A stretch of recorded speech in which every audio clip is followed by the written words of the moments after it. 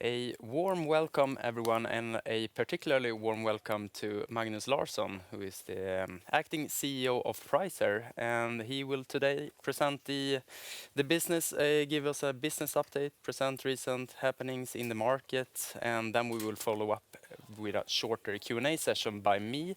My name is Simon Granat, and I am the lead analyst on Pricer at ABG. So with that said, Magnus, the floor is yours. Thank you very much, Simon. Hello, everyone. I'm Magnus. I'm the acting CEO of Pricer. I'm really happy to see you. Today, I will speak a little bit about Pricer in general, for those of you that don't know us that well since before, on the market and a little bit on the plans ahead. So, why are we here? What do we want to do as Pricer? We have a new vision.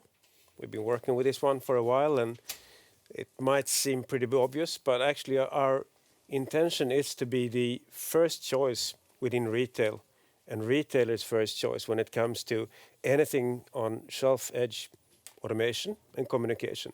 And when we speak about shelf edge, it's not only actually what's happening on the shelf edge, but it's pretty much any communication within a store. And what does it really mean to be a first choice? For us, it actually means that every single interaction we have with a customer, we want to be the first choice.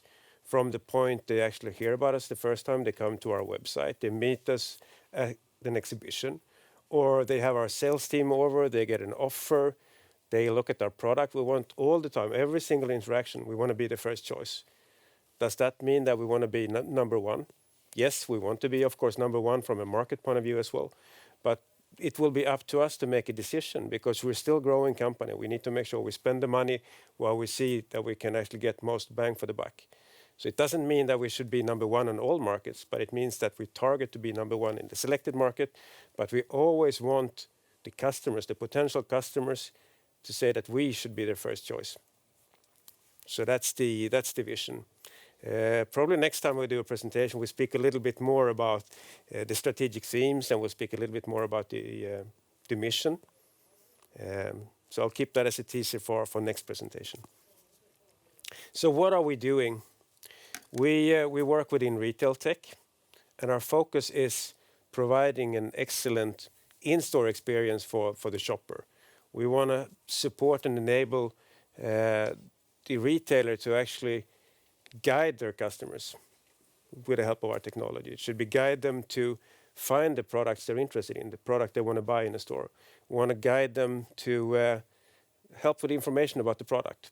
It could be allergens, it could be more information about a product that they might be interested in. It could be reviews, user reviews, it could be even pricing. If you take Best Buy, that is one of our customers, what they put up on the labels in their stores, they actually took the cheapest price you could find online from not only from themselves, but also from other vendors, to be able to say, this is actually our reality. This is what we offer. This is the competence we give you, and this is what you can get elsewhere. So we suggest you stay in the store. So that's guidance. We want to make sure we can also help them with inspiration. So as a shopper, when I go to the store, that will be appealing promotion, maybe not the all promotion, but it should be promotions that I feel are appealing. And there will be something that will actually make me buy maybe more than I've planned. So from a retailer point of view, we want to help them to actually get additional revenues. At the same time as the shopper actually feel that this was useful, this was actually pretty good.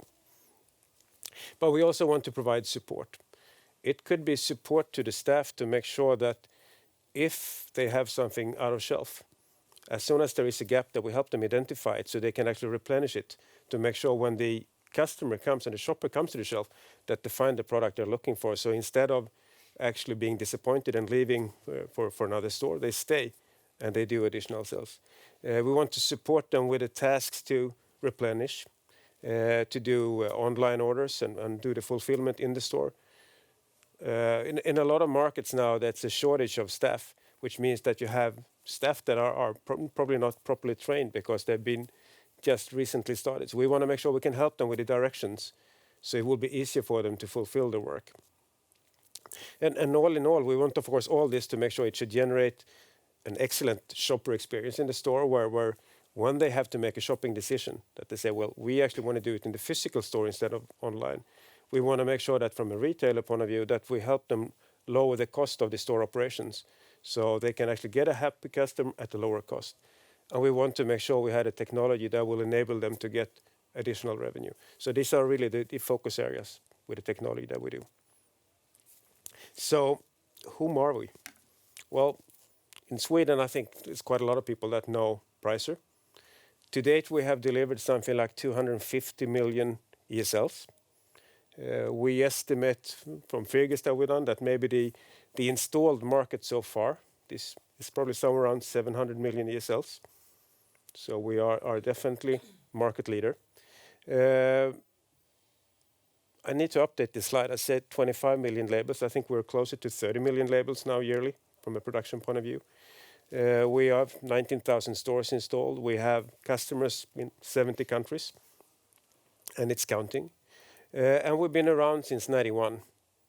So we have been, I think that looking at all the people in the retail market that are actually doing shelf labels like ourselves, we're the oldest one. We've been around for a long time, and we've been part of actually defining and building the market. Our customers, I tried to just do a snapshot of the customers that we have. I think one of the biggest one that we have right now and that we are working with continuously is Canadian Tire. It's Canadian, you can call it general retail because they have everything. The biggest stores have up to 150,000 different articles in a store. They're massive stores. And if you want to buy your hockey gear, or if you want to buy tires, or if you want to buy a camera, Canadian Tire is the place to go in Canada. They have 550 stores. And we have done, actually it's soon close to 11 million ESLs in the stores. And there is still a lot of stores to equip with ESLs to go. We have Carrefour, where they were selected as the exclusive vendor globally for ESLs in all their own stores, which I think it's 9. But also all the franchisees, they call it the master franchisees, but also companies that are related. Best Buy, we have equipped all the stores in Canada and in the US market, so it's roughly 1,100 stores. StrongPoint, that will actually be here later today. I think if you're interested in retail tech, I would recommend you to listen to Jacob, the CEO of StrongPoint. He will present in a couple of hours. They're a partner since roughly 20 years, and we work a lot with partner, but not in all markets. With StrongPoint, we work in the Nordic market, but we've just now announced that we also extend this partnership to UK, Ireland, and Spain.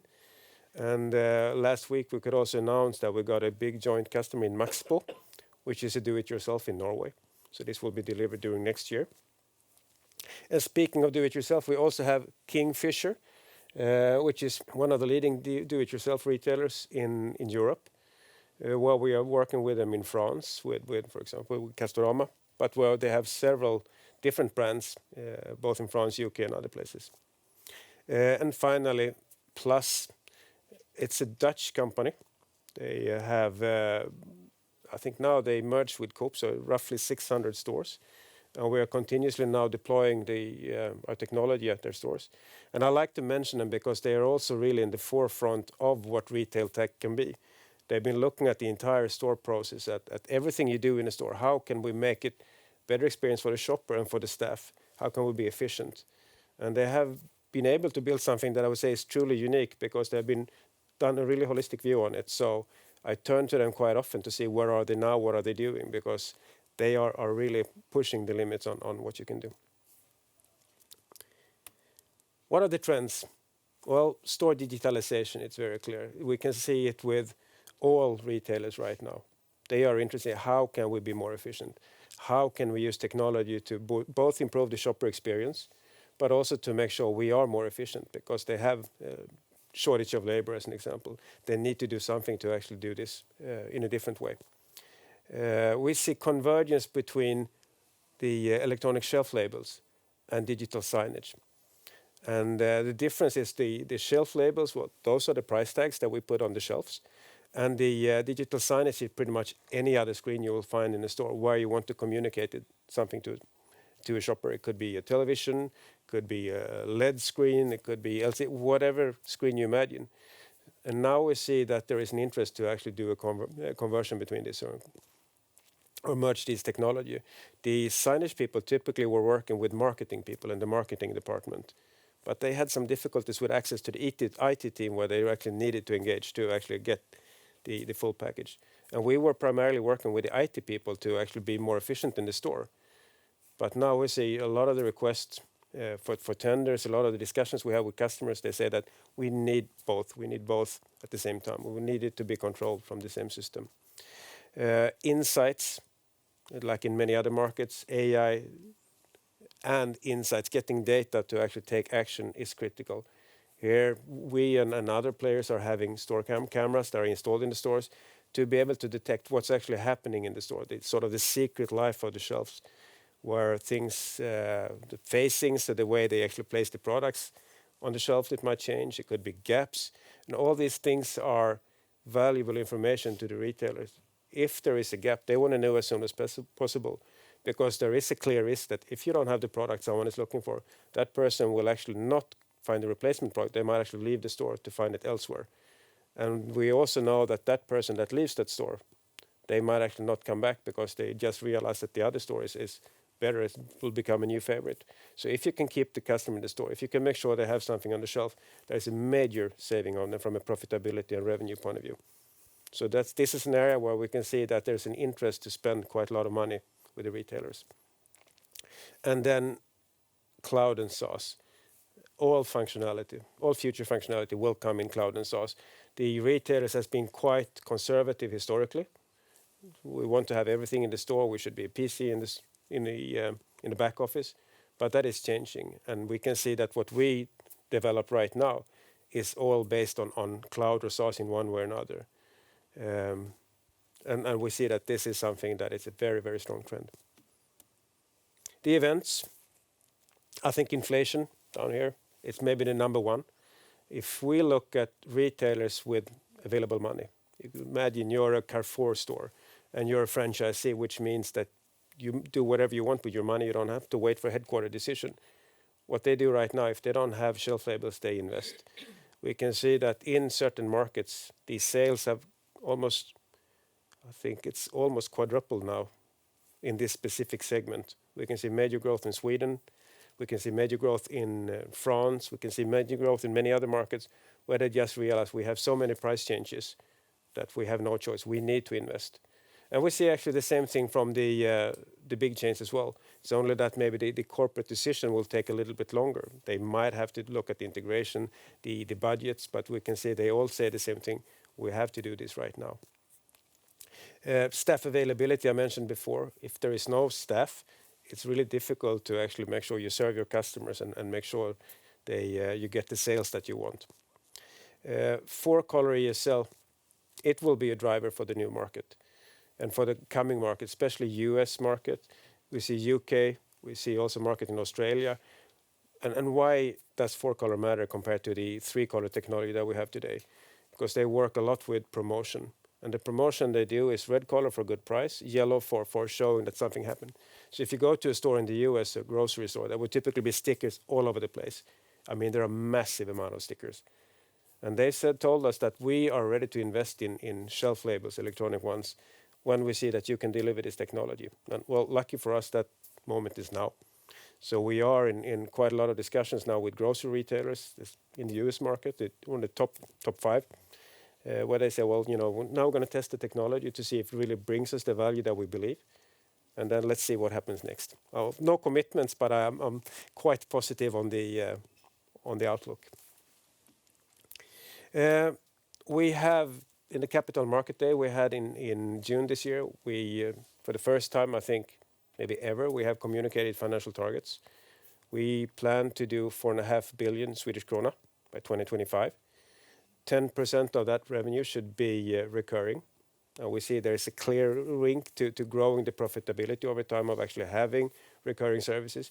It also goes hand in hand with the retailer's way of buying, where functionality sits in the cloud. It's the perfect setup to actually do this change. So you will see, of course, more on this. We will communicate quite continuously now on where we are on this transformation journey and how much of our sales have been recurring. Highlights. where are we today? Of course, I cannot say anything about the fourth quarter. I can say that the orders are coming in. It looks good. If we look at the year so far, we have had a really strong order intake. Compared to last year, we have grown the order intake with 45%. Sales have been growing with 23%. And this is, of course, a trend I expect to continue, and it has to continue because otherwise we cannot do our financial targets. I do believe that will be the case. We have returned to profitability in Q3. Q1 and Q2, we had negative profitability. We have taken quite a few changes. We reorganized R&D. We've been reorganizing the way we address the market from a sales and marketing point of view. We have done a lot of other changes as well. And that helped us now to get back to profitability. And the commitment that I've given to our board is that, of course, the capital market day communication of 4.5 billion should be profitable. Might not be the same levels that we had before, but it should be profitable. And we also made a commitment that we will go back to historical levels of profitability over this period. Market growth. We have been strong growth in France, which took me a little bit by surprise because we have had good sales for many years, but it just continued. Same in the Nordics, in Netherlands as well, and Benelux region. Eastern Europe has been growing fast, and one of our biggest markets in the third quarter was actually Bulgaria. And this was fueled by the fact that they are now entering into the euro at the turn of the year. So here we managed to get customers in quite a few different segments, actually. And we can see an interest in many of the Eastern European markets. Interesting for color, yes, signage, we've spoken about that one. And maybe a fun fact, the installation level of electronic shelf labels was the highest ever in the third quarter this year. So now you can see that if you go to a store, let's say an ICA store, there's a pretty good chance if you go to an ICA Maxi that you will see price labels. And this is, of course, a trend that I expect to continue. This is now, let's see if I get to the final page, and then it will be questions. So how do we now enable the future? We are making a few strategic changes. We will focus on doing retail grade appliances. That means that whatever we produce from an ESL point of view, it has to survive in a store environment. And these environments can be pretty harsh. People crashing the labels with their shopping carts. Labels should last. We don't want to have batteries running out. They should be clear, readable, good quality over the lifetime, and the lifetime should be long. From a retailer point of view, they should never ever have the reason to actually wonder, is the price updated or not? When they press the button to update the price, when they press the button to make a flash to direct the store, it should be immediate. And they should know that actually they get the price updated, or they flash directing the staff that it should start flashing within a second.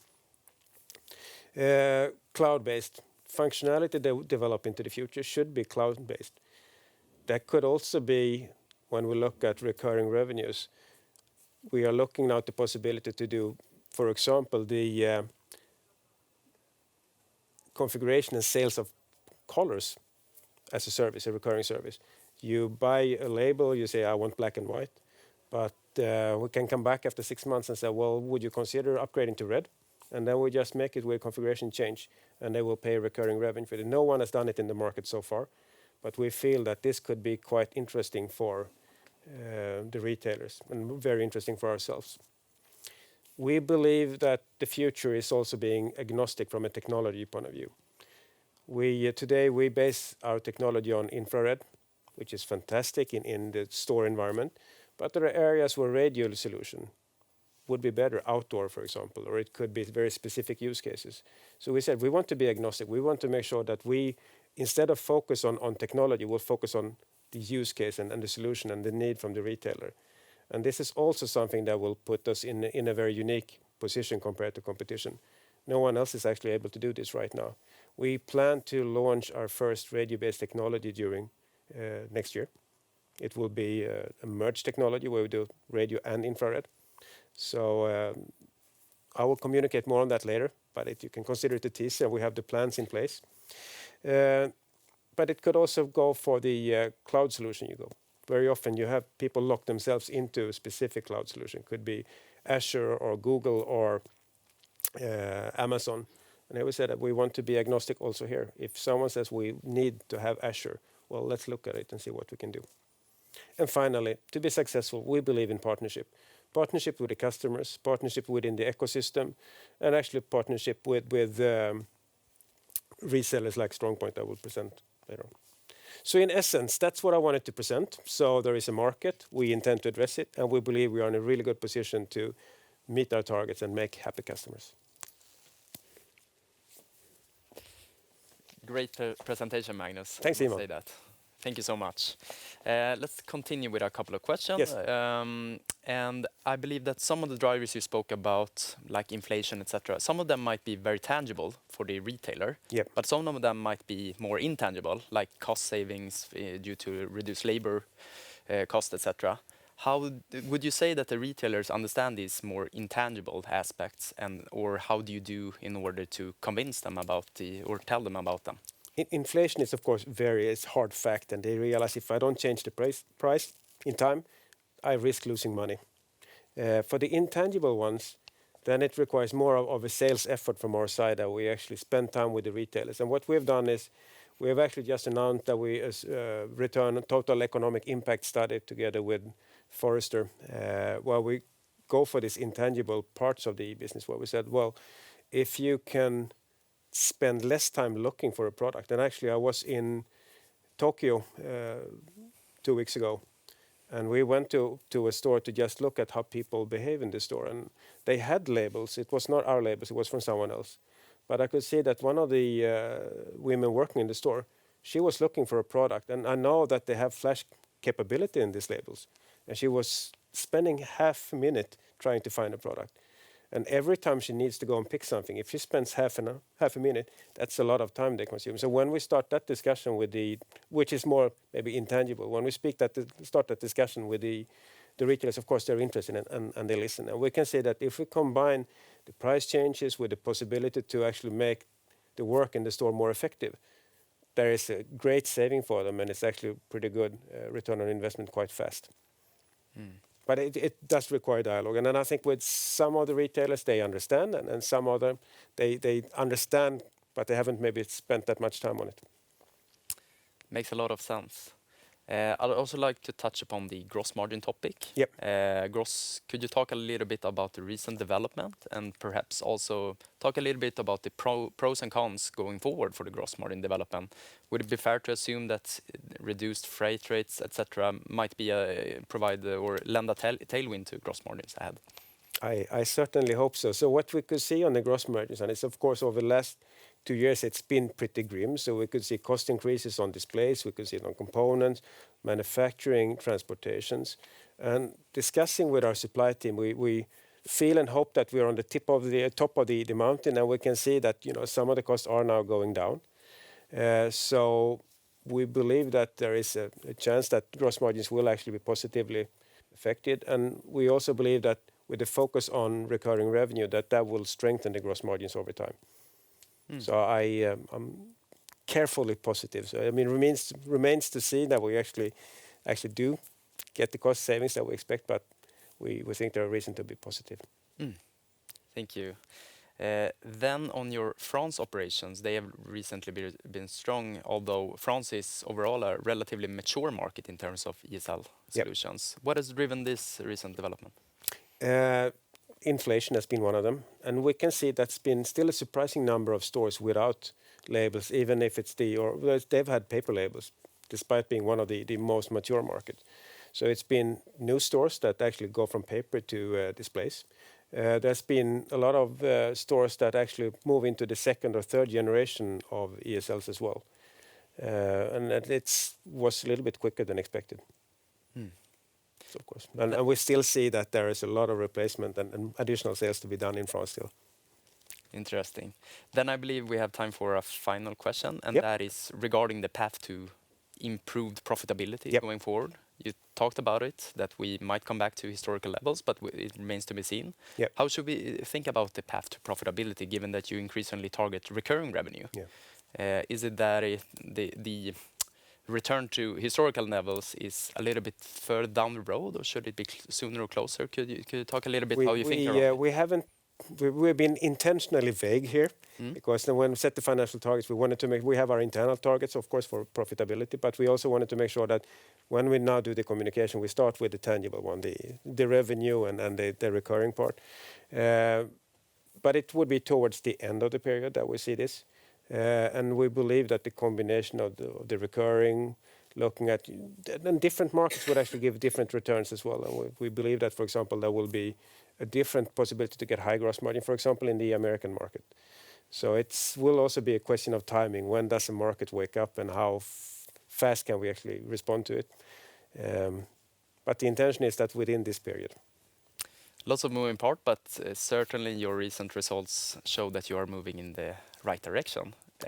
Thank you so much for attending here today. Thank you very much. Thank you. Tack så mycket.